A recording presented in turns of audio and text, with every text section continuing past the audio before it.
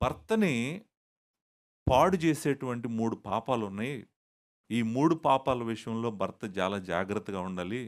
ఈ 3 గూడా deadly since భర్తని ఆహ్, డిస్టర్బ్ చేయడమే కాదు, డెస్ట్రాయ్ గూడా చేస్తాయి. కాబట్టి భర్త చాలా జాగ్రత్తగా ఉండాలి అంటాడు లాస్ట్ చాప్టర్స్. అవేంటంటే మొట్టమొదటిది కోపం.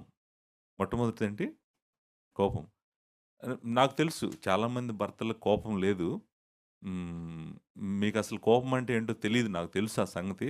ఆహ్, కానీ ఒకసారి సిస్టర్స్ వైపు తిరిగి ఏమంటారు సిస్టర్స్ మీరు మీ భర్త గురించంటే, అమ్మో! అది ఎత్తొద్దు పాస్టర్ గారు ఇప్పుడు. మీకు తెలీదండి ఆయన ఎలాంటాయనో. మొదటి పాపమేంటి?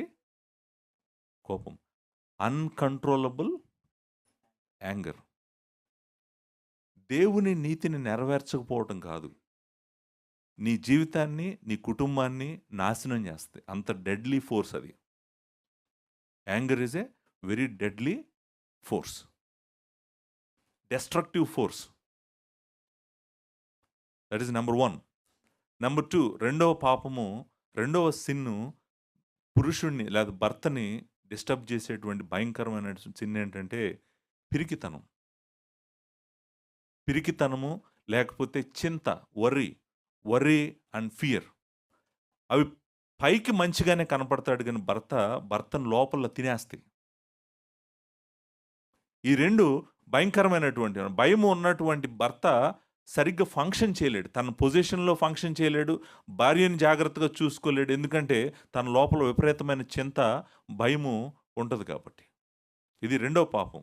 అండ్ మూడో పాపము, భర్త జాగ్రత్తగా ఉండాల్సినటువంటి మూడో పాపం ఏంటంటే వ్యభిచారం.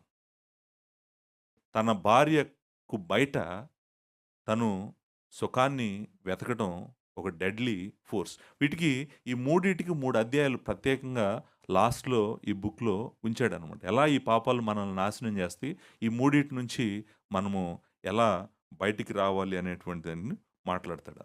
Point number 6.